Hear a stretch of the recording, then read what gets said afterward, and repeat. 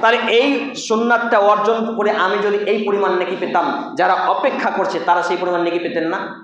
কিন্তু এটা কেন করলেন? হাবিবুল্লাহকে দেখেছে বলে, এটা ইগো, একটা রাগ, আমার উপরে রাগ ঝাড়ল। চিন্তা করেছেন? এইভাবে আমরা ইসলামের উন্নতি করছি নাকি মুসলমানদের উন্নতি করছি নাকি নিজেদের উন্নতি করছি বলুন?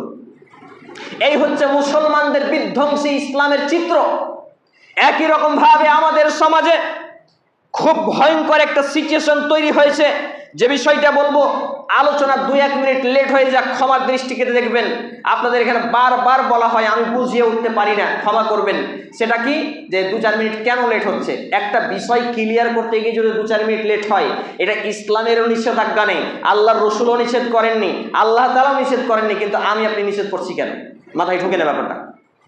সম্মানিত উপস্থিতি ভাই এবং বন্ধুগণ, আল্লাহ রাব্বুল আলামিনের একমাত্র দিন হচ্ছে ইন্নাদ দীনা ইনদাল্লাহিল ইসলাম।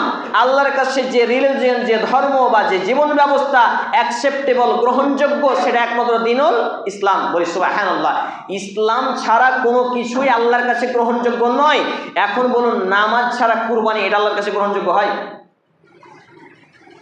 যদি নামাজ ছাড়া কুরবানি এটা আল্লাহর কাছে গ্রহণযোগ্য না হয়, তাহলে যে হাদিসটা পড়েছিলাম, হাদিসটা বলি, তাহলে বুঝতে পারবেন আমি কি বোঝাতে চাইছি।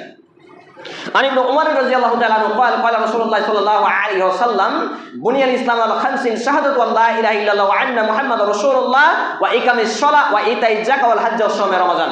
সহিহ বুখারী 1 নম্বর খণ্ডে 2 নম্বর পর্বে কিতাবুল ঈমান অধ্যায়,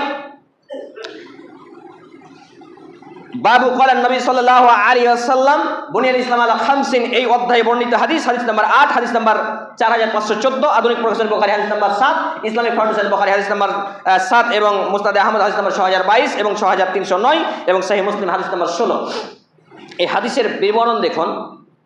ইসলাম প্রতিষ্ঠিত থাকে 5টা ভিত্তির উপরে।